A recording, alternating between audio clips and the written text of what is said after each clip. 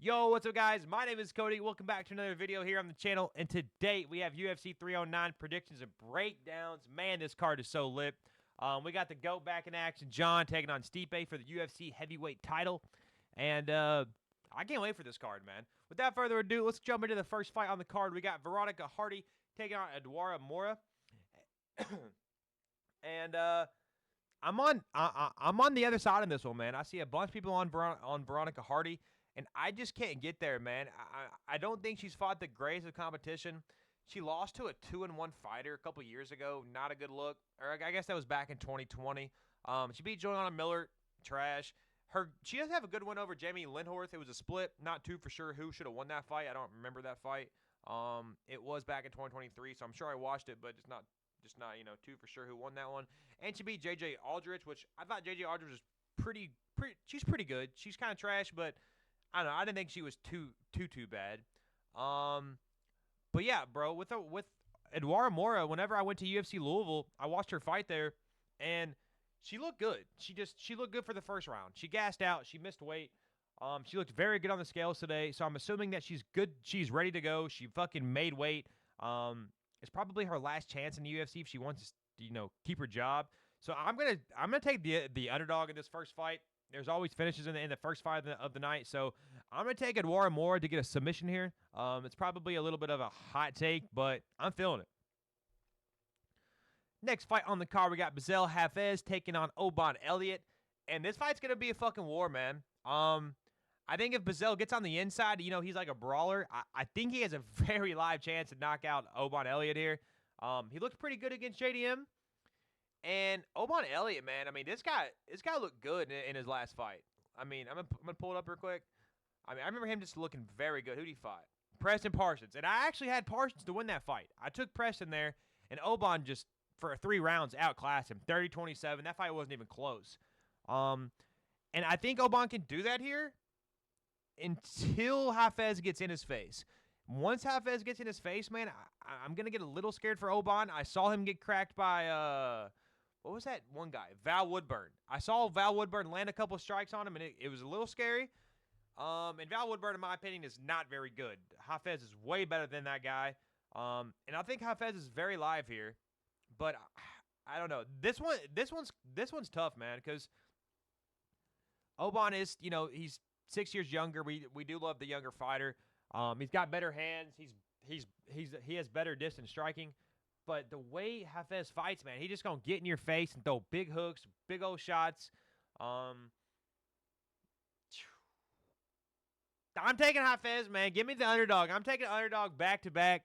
I think Hafez is just too dangerous whenever he gets close. And I just don't think Oban's gonna like the pressure he puts on him. So give me Hafez. We're going back to back dog to start the night. Next fight on the card we have, in my opinion, a decent fight. I don't know. People are hyped for this fight. I'm not a big fan of Mickey Gall. Ramiz has been cut from the UFC, and now he's back. Mickey Gall's never really done good against wrestlers, and Ramiz will probably try to get him down to the mat. I don't know. Mickey Gall looked good against Hafez, though, bro. I'm pretty sure that's who he fought last. Let me make sure. Yeah, Mickey Gall got beat by Hafez, but that was a really good fight. Mickey Gall was coming off strong in the later parts of the fight. Ramiz is 10-5, bro. Mickey Gall is 7-6. This fight is a coin flip. I would stay away from this fight if you're on a betting perspective because I really don't know who wins. I think the favorite being with Mickey Gall makes sense, but if Ramiz takes him down, I don't see Mickey Gall getting back up. So I'm gonna go with Mickey Gall, but not a fan of this one at all. I'm just going to watch this one for more of a fan standpoint. So, yeah. Give me Mickey Gall by decision. Who fucking knows? This fight is actually going to be hype. This fight is hype. Marcin Tybura taking on Jonat Denise. Denise is real, man. I really like this guy. He fought Carl Williams in his last fight, defended all the takedowns, landed some big shots, was really close to getting him out of there. Didn't get him out of there, but won by decision, easily 2-1. Let me make sure I'm not talking out of my ass real quick. I swore that fight did not get finished. Let me make sure I'm not crazy. Yeah, okay. It went all 3. I was just making sure. And Carl Williams is good, man. I mean, that guy's 10-2. He's got really good grappling for that division. One of the better heavyweights when it comes to grappling. Um, but Tybor's been chinned before. He's older. He's almost 40. To be a favorite against a guy who can defend the takedown and have very good kickboxing, striking. This guy's got some of the best kicks I've seen in the heavyweight division. He's very patient. He's not trying to finish you. He's not crazy. I think if he defends one or two takedowns, Tybor's confidence is going to be out the window, and I think Janice puts him on the back feet. Probably gets him out of there, and the back foot, not back feet. That doesn't make sense. I think I'm gonna take Denise here, man. He's a slight underdog. I think he might knock him out. I'm gonna go knockout or decision for Jonata, and yeah, that's the one I'm feeling. This fight will be fun though. I'm actually looking forward to this fight. Next fight on the card is I'm gonna make this very sweet and short. This guy on the right, Roberto Romero, took his fight on legit like 3 days notice. He has a puncher's chance. Onama is -1,000. That's all you need to know. Jim fucking Miller taking on Damon Jackson. And I thought Jim Miller was done, man. I thought he was done after the UFC 300. He comes back and fights, who did he fight after that? Hold on, I got you. Hold on. He fought 37-18. It's just crazy, bro. Who did he fight? Was it Bobby Green? Was that UFC? I thought he fought it. Damn, okay. I thought he fought again before or after 300. That fight was bad, man. Bobby Green beat the brakes off of him. Let's see. Later in Jim Miller's career, he hasn't been grappling, and I don't like that because whenever he's grappling, I feel like he's in his mojo, man. But this fight isn't really where he needs to grapple. I think the way Jim Miller's been fighting recently, he's been throwing the hands. He wants to get you out of there. And Damon Jackson does not like to get punched. He's had some Looney Tune knockouts. The Dan Ige knockout was crazy. I mean, who else has knocked out this guy? This guy's been knocked out many times. Ige knocked him out. Ilya knocked him out. This guy from PFL knocked him out.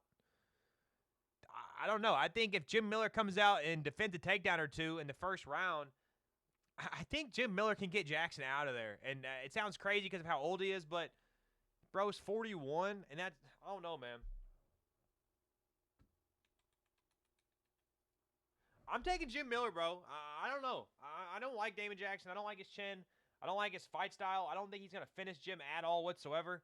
Maybe he submits him, but I think Jim's pretty good on the ground too because, I mean, before he started throwing hands, I mean, he was legit a grappler. So I'm going to take another dog. I mean, I feel like I've picked like 3 or 4 dogs already on this card, but I don't know, man. I'm feeling Jim fucking Miller, baby.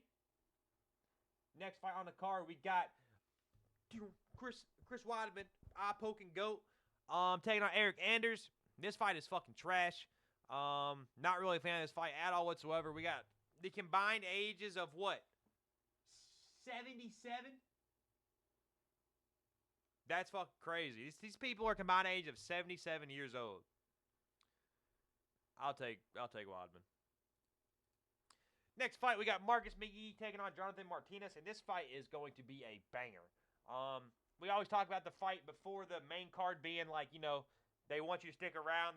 There's always a finish in that they want a finish in that spot on the card.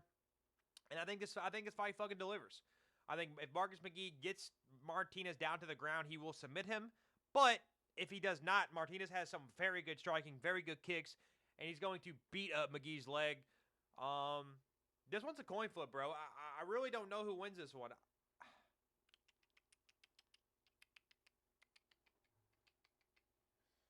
I mean, this one is really tough. I seriously think this one is legit a coin flip. I'm gonna lean with Marcus McGee. I've been on him for a while now, but Martinez is good, dog. He's very good. He beat Saeed. Saeed's one of my favorite fighters in the UFC. So I am gonna take McGee. He's a small favorite, but I think if he gets Martinez down to the ground, I feel like he just dominates there.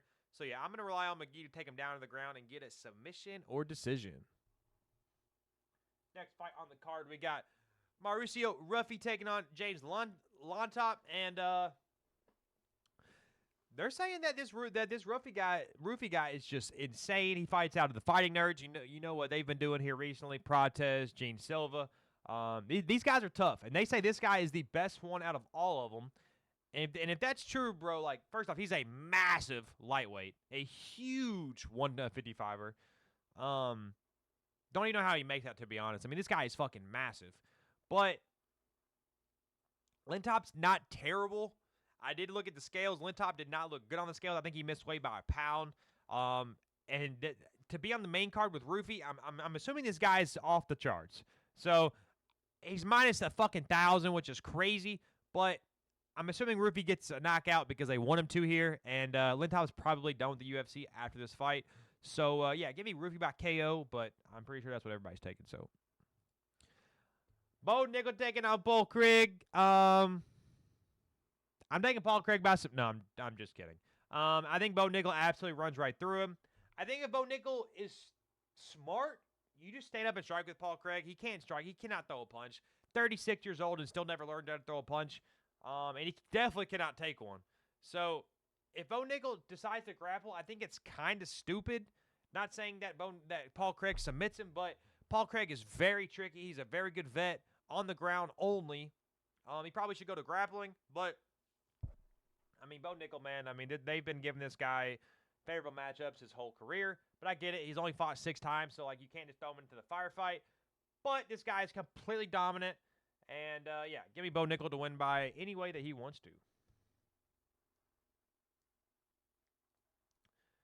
Next fight, we have the co-main event. Charles Oliveira taking on Michael Chandler.